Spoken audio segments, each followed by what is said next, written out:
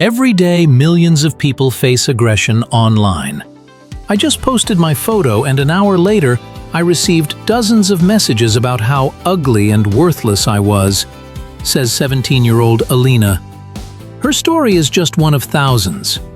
According to research over the past 5 years, the level of toxicity on the internet has increased by 40%.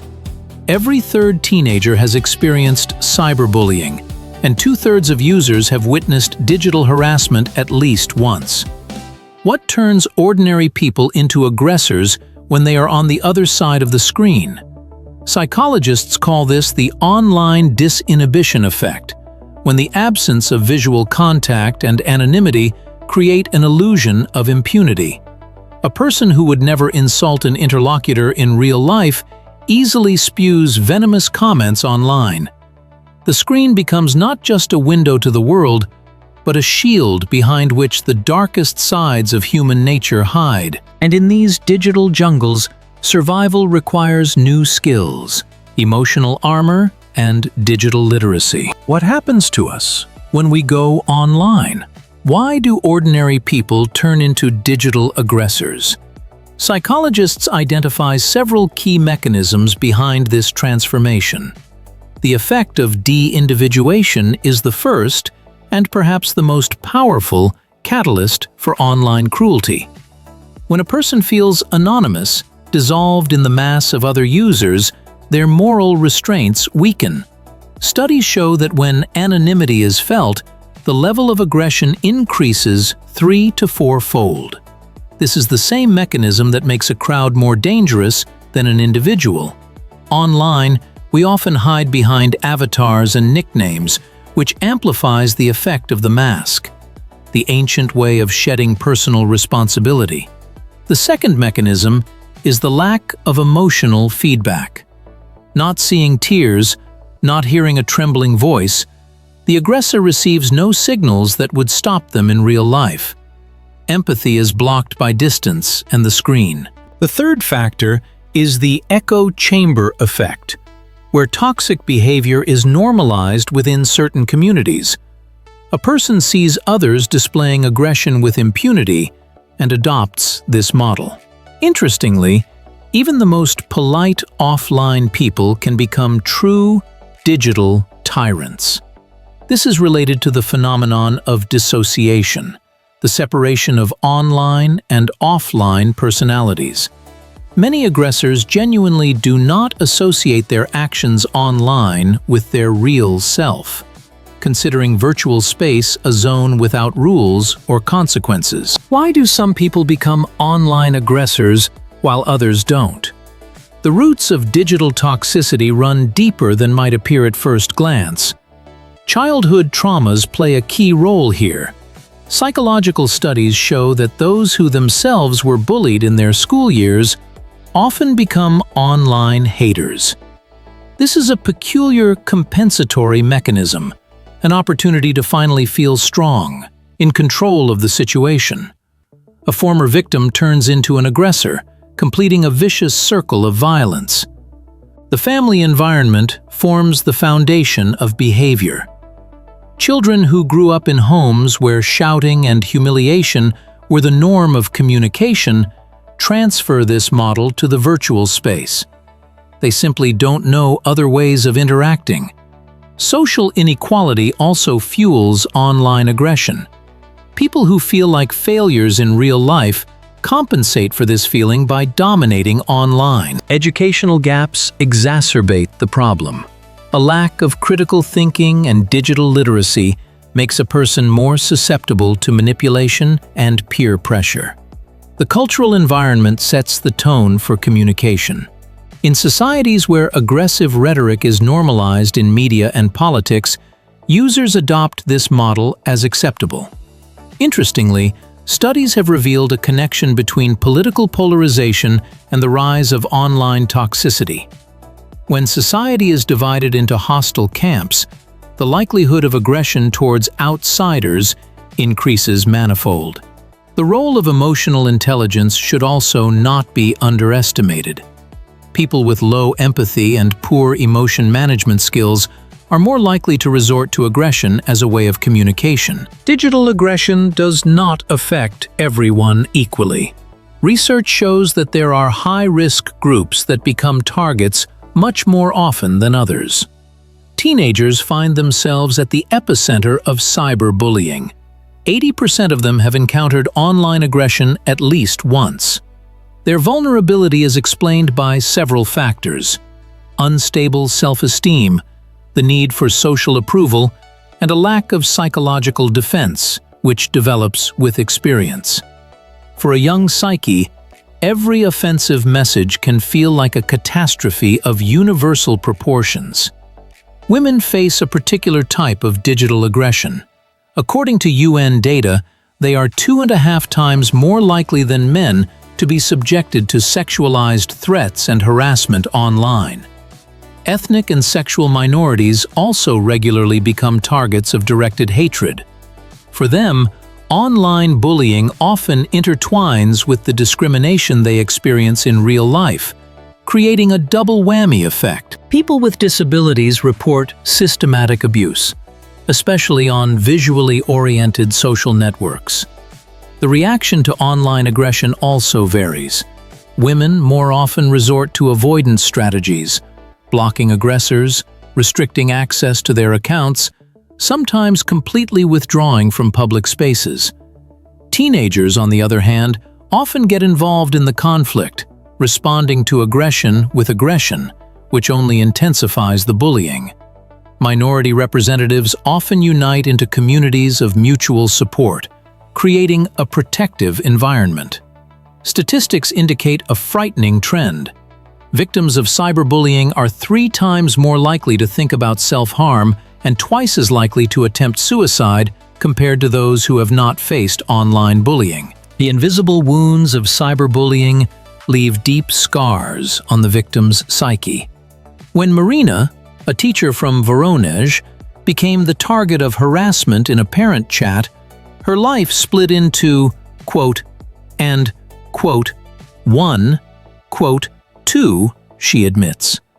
Depression, anxiety disorders, post-traumatic stress. Such is the medical footprint of digital aggression. Studies show that victims of online bullying experience the same neurobiological reactions as those subjected to physical violence. The brain doesn't distinguish between real and virtual threats, triggering identical stress mechanisms. The developing psyche is especially vulnerable. Teenagers who have experienced cyberbullying have a 30% higher risk of developing clinical depression in adulthood. They more often suffer from social isolation, forming a protective strategy of avoiding all contact. The phenomenon of learned helplessness becomes their constant companion. The victim stops believing in the possibility of protecting themselves, which paralyzes their will and destroys self-esteem. Online harassment often leads to self-stigmatization. The person begins to believe negative messages about themselves, internalizing the hatred.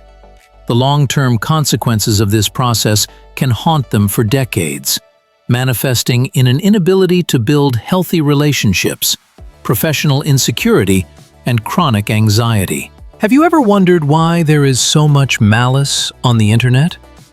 The answer lies not only in human psychology, but also in the very architecture of social platforms. Algorithms, designed to capture our attention, have inadvertently become catalysts for hatred. They form invisible echo chambers around us, where every opinion is amplified many times over, and opposing viewpoints are filtered out. Research shows a user who views one piece of radical content is 70% likely to be recommended even more extreme material. This is a digital funnel, drawing people into the abyss of polarization. Algorithmic news feeds run on emotional fuel. The stronger the reaction, the wider the spread. And what emotions evoke the most powerful response? That's right, anger and indignation. A post that evokes outrage receives 60% more interactions than a neutral one. The system inadvertently encourages toxicity, turning it into the currency of digital attention. This mechanism creates a vicious circle. Users see that aggressive content gets more responses and begin to deliberately sharpen their wording. Moderate voices drown in the noise of extremes. Closed groups and chats are especially dangerous, where toxicity concentrates without external control. There, real incubators of hatred are formed, where extreme views are normalized and amplified by group dynamics. Tech giants find themselves in a difficult position. Their business models are based on engagement, which is easiest to achieve through emotional triggers. The ethical dilemma between profit and public good remains unresolved as we plunge deeper into a world where algorithms subtly program our emotions and reactions. How to build an island of safety amidst the raging ocean of digital aggression. Modern platforms offer a whole arsenal of protection tools. Automatic moderation systems using artificial intelligence can detect and block up to 80% of toxic content before it is even published. They analyze not only individual words, but also context, recognizing veiled insults and threats. However, technology is only part of the solution. The human factor remains critically important. Communities with active user moderation show 30% fewer instances of aggression. When participants themselves define the rules and ensure their observance, a culture of mutual respect is formed. Reputation systems work as a social regulator. Users with a positive rating receive more privileges, while toxic elements are automatically limited in their opportunities. This mechanism relies on the ancient principle of tribal communities, where reputation determined a person's place in the group. Interestingly, the most protected online spaces often have a clear identity and values. When participants are united by a common goal or interest, they tend to protect the environment from destructive behavior. Transparency also plays a key role. Communities where moderators openly explain their decisions demonstrate a higher level of trust and fewer conflicts. In a world where digital attacks have become commonplace, everyone needs their own defensive arsenal. Privacy settings are your first line of defense. Restrict access to personal information by setting profiles to friends only. Regularly check who sees your posts. Many platforms allow you to create different access levels for different groups of contacts. Digital hygiene requires periodic cleaning of your friends list. Remove toxic connections without regret. Psychological armor is no less important. The technique of emotional distancing helps to separate your personality from aggressive comments. Remember, hate says more about its author than about you. Practice the 30-second rule. Before reacting to a provocation, take a deep breath and wait half a minute. During this time, the impulsive desire to respond to the offender often weakens. What to do when toxicity still breaks through your defenses? The strategy of "don't feed the troll" remains the gold standard. Aggressors crave a reaction, and depriving them of this pleasure usually leads to a fading of interest. Document cases of serious threats. Screenshots and recordings may be needed to contact support or law enforcement. The gray rock technique is effective when inevitable interaction with toxic people occurs. Be neutral, respond briefly and unemotionally. This deprives the aggressor of emotional fuel. To recover after encountering negativity, use the practice of digital detox. Temporarily disconnect from the network and engage in activities that bring joy in the real world. In the early 2000s, when the internet was just becoming part of everyday life, the problem of online aggression seemed insignificant. Today, we are witnessing a true uprising of good, a global movement against digital bullying, uniting millions of people around the world. The Be Best initiative, launched in the United States, became one of the first large-scale projects aimed at combating cyberbullying among young people. The program focused on the educational component, teaching children and adolescents to recognize toxic behavior and resist it. Over 5 years of work, the level of aggressive interactions in the school environment was reduced by 23%. The European Alliance No Hate Speech movement went further, working not only with victims but also with potential aggressors. Their approach is based on the principle of understand to change.